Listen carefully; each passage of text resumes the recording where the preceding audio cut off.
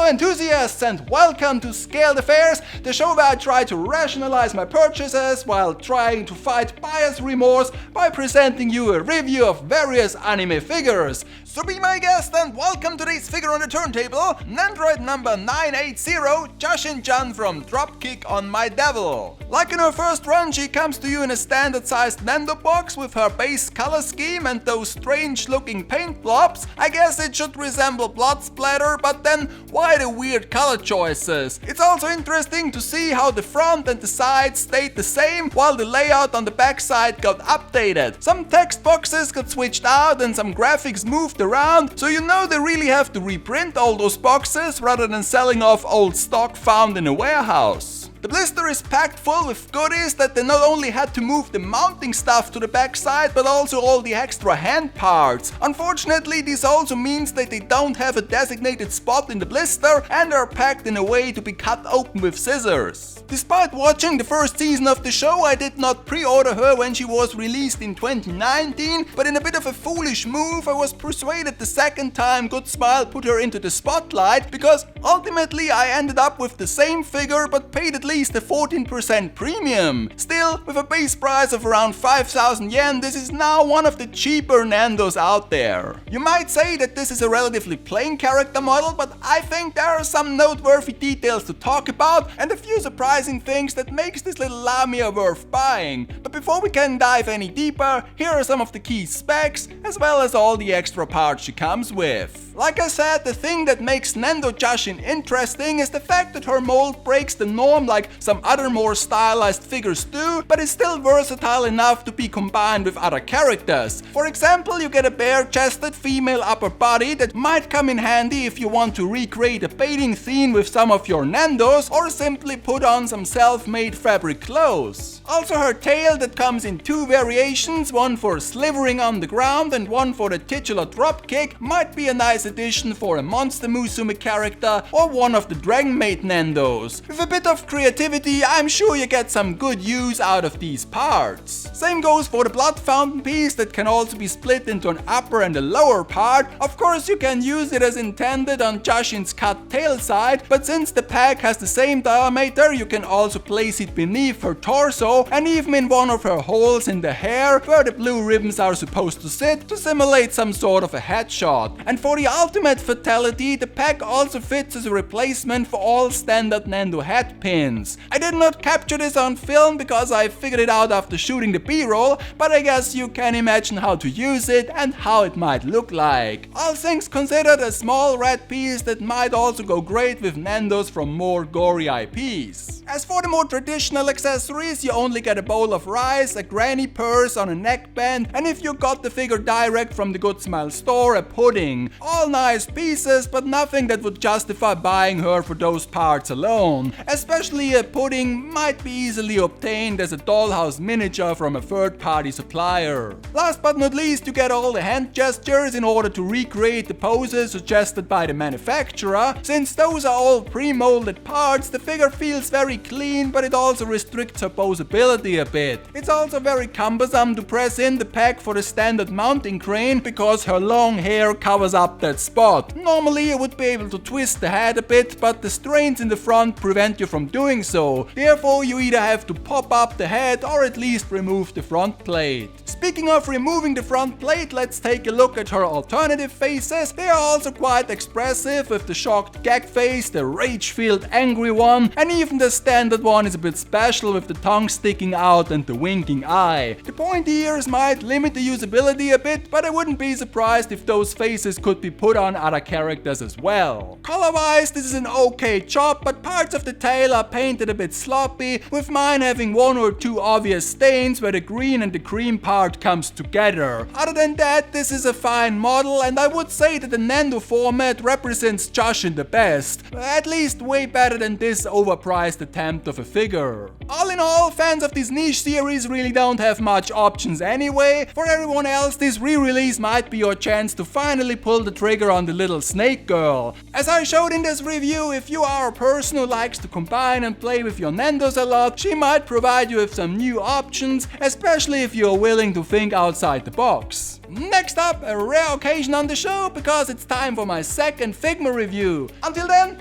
Thanks for watching, and hopefully we can see each other again in a new episode of Scale the Fairs when I once again take a closer look on anime figures of all sorts. Take care out there and keep having fun collecting.